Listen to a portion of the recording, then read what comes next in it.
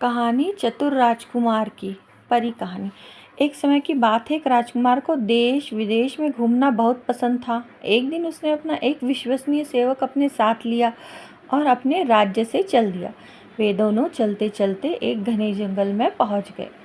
काफ़ी देर तक चलने पर भी उन्हें उस जंगल से बाहर निकलने का रास्ता नहीं मिला। धीरे धीरे अंधेरा होने लगा, पर उन्हें रात बिताने के लिए वहाँ कोई घर भी नहीं दिखाई दिया। थोड़ी दूर और चलने पर पानी भरकर ले जाती हुई सुंदर सी लड़की उन्हें मिली। उस राजकुमार को कुछ राहत मिली। अपना घोड़ा उस लड़की के सामने रोककर उसने पूछा, क्या मैं और मेरा सेवक एक रात आपके घर गुजार सकते हैं? लड़की ने बड़ी मायूसी से जवाब दिया, हाँ, आप लोग यहाँ रात गुजार सकते हैं, पर मैं आपको इसकी सलाह नहीं दूंगी कि आप इस घर के अंदर जाएं। राजकुमार ने पूछा, ऐसी कौन सी बात है जो आप मुझे इस घर में जाने से रोक रही हैं? लड़की ने गहरी सांस ली और बोली, मेरी सौतेली माँ रात में कुछ जादू का काम करती है। उसे यह पसंद नहीं है कि कोई अजनबी रात्रि के समय उसके घर में आए।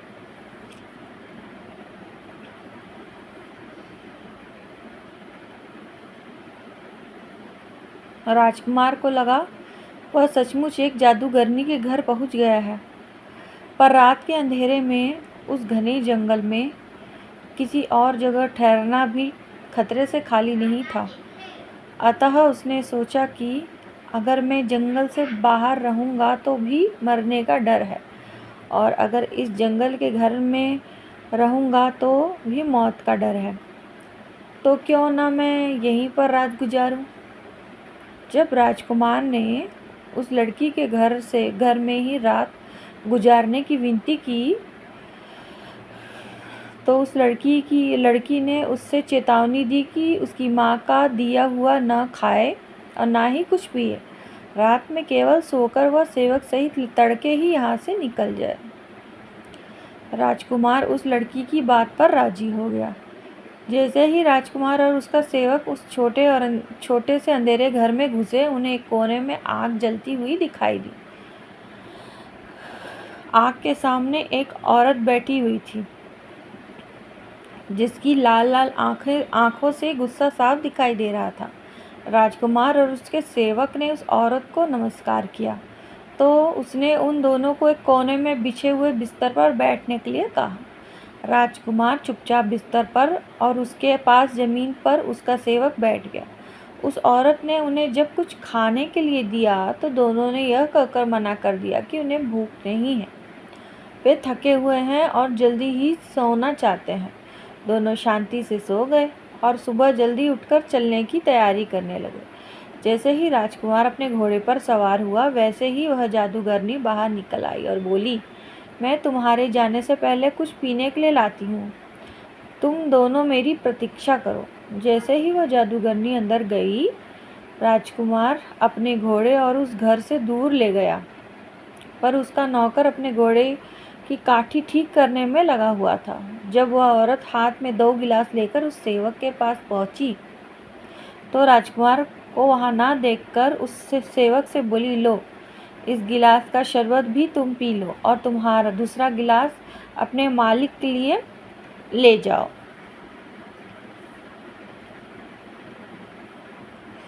जैसे ही सेवक ने दोनों गिलास पकड़ना चाहा, वैसे ही घोड़े ने हिनहिनाना शुरू कर दिया।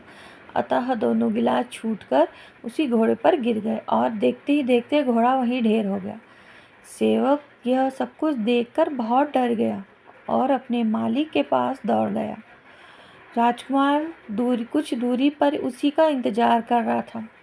उसने शरबत वाली बात राजकुमार को बतलाई, तो उसने भगवान को लाख लाख धन्यवाद दिया कि उसने आज उन दोनों की जान बचा ली। पर राजकुमार का सेवक अपने घोड़े की काठी को छोड़कर नहीं जाना चाहता था, क्योंकि अगर दूसरा घोड़ा भी ले तो उन्हें ऐसी काठी कहीं और नहीं मिल सकती थी। राजकुमार का सेवक जब अपनी काठी लेने के लिए वापस गया तो उस घर का दरवाज़ा बंद था, पर उसके मरे हुए घोड़े को गिद्ध खा रहा था। सेवक ने अपनी तलवार से उस गिद्ध को मार दिया। काठी और मरा हुआ गिद्ध लेकर वह राजकुमार के पास पहुंच गया। अब दोनों एक घोड़े पर चलकर जंगल से बाहर जाने लगे, रास्ता ढूंढने लगे। चलते चलते रात होने लगी तो उन्हें एक घर से कुछ रोशनी आती हुई दिखाई दी। जब वे दोनों उस घर के सामने पहुंचे तो उन्हें पता चला कि जंगल के आखिरी कोने पर एक सराय थी। सेवक ने यह गिद्ध उस सराय के मालिक को पकाने के लिए दिया।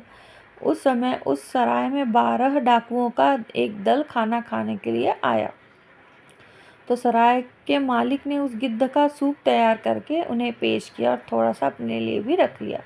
डाकुओं ने जैसे ही यह सूप पिया सभी वहीं पर लुढ़क गए और रसोई में सराय का मालिक भी।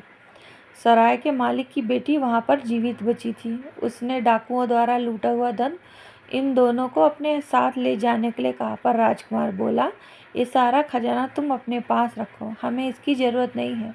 और सुबह होने से पहले ही दोनों उस सराय से निकल पड़े। चलते चलते उन्हें जंगल से बाहर निकलने का रास्ता मिल गया। कई दिनों तक चलने के बाद वे एक नई नगरी में पहुंचे, जहाँ की राजकुमारी ने ऐलान करवा रखा था कि कोई उससे ऐसी पहेली पूछे जिसका हल वह ढूंढ सके तो वह उस पहेली पूछने वाले को ही अपना पति बनाएगी, और अगर उसने उस पहेली का हल ढूंढ लिया तो पहेली पूछने वाले को मौत के गले लगाना होगा। इस राजकुमारी से शादी करने के लालच में कई नौजवान को अपनी जान से हाथ धोना पड़ा था। इस राजकुमार ने भी जब लोगों से उस राजकुमारी की सुंदरता के बारे में सुना तो उसने भी एक पहेली पूछने की सोची। उसने राजमहल जाकर अपनी इच्छा व्यक्त की। राजकुमारी उसकी पहेली का उत्तर देने के लिए तुरंत तैयार हो गई। उस राजकुमार की पहेली थी, वह कौन सी चीज़ है जिसने एक को नहीं मारा फिर भी 12 को मार दिया। राजकुमारी ऐसी पहेली सुनकर बहुत परेशान हो गई। उसने अपनी सारी किताबें पढ़ डाली, पर उसे उस पहेली का जवाब नहीं मिला। राजकुमार ने उसे इस पहेली का उत्तर ढूंढने के लिए 3 दिन का समय दिया था। अगली रात उसने अपनी विश्वसनीय सेविका को चुपचाप उस राजकुमार के कमरे में भेजा कि कहीं सोते सोते नींद में वो राजकुमार खुद ही इस पहेली का उत्तर दे दे। जैसे ही सेविका बिना कुछ सुने कमरे से बाहर निकल रही थी, राजकुमार के सेवक ने उसका बुर्का पकड़कर रोकना चाहा, पर उसका बुर्का खींच गया। सेविका चुपचाप रात के अंधेरे में मुंह छुपाकर राजकुमारी के पास भाग गई। 2 दिन बीतने पर भी राजकुमारी को इस पहेली का उत्तर नहीं मिला, तो उसने खुद ही राजकुमार के कमरे में चुपचाप रात में जाकर उससे पहेली का उत्तर सुनने की बात सोची। राजकुमार को इस बात का अनुमान था। वह सोने का बहाना करके अपने कमरे में लेट गया। आधी रात में नीला बुर्का पहनकर राजकुमारी चुपके से उसके कमरे में घुसी और पूछने लगी, वह कौन सी चीज़ है जिसने एक को भी नहीं मारा। राजकुमार ने जवाब दिया, एक गिद्ध, जिसने जहर से मरे एक घोड़े को खाया और उसी जहर से खुद मर गया। राजकुमारी ने फिर पूछा, तो फिर उसने 12 को कैसे मार दिया। राजकुमार बोला, क्योंकि 12 डाकुओं ने उस जहरीले गिद्ध को खाया था और खाते ही मर गए। जैसे ही राजकुमारी को अपनी पहेली का जवाब मिला, वह जल्दी से कमरे के बाहर निकलने लगी। तभी राजकुमार ने उसका नीले रंग का मखमली बुर्का खींच लिया। राजकुमारी बुर्का छोड़कर भाग गई। अगले दिन उसने अपने राज्य के 5 जजों की पहेली का उत्तर देने के लिए बुलाया। जैसे ही वह उसने पहेली का सही उत्तर राजकुमार को सुनाया, वैसे ही उसने राजकुमारी का नीला बुर्का उन जजों के सामने रख दिया और उन्हें बताया कि कल राजकुमारी खुद इस पहेली का हल ढूंढने के लिए उसके कमरे में आई थी और उसने जानबूझकर इसे इस पहेली का हल बतलाया था। बुर्के का सबूत उसकी बात को सच सिद्ध करता है। अंततः राजकुमारी को उसी राजकुमार से विवाह करना पड़ा।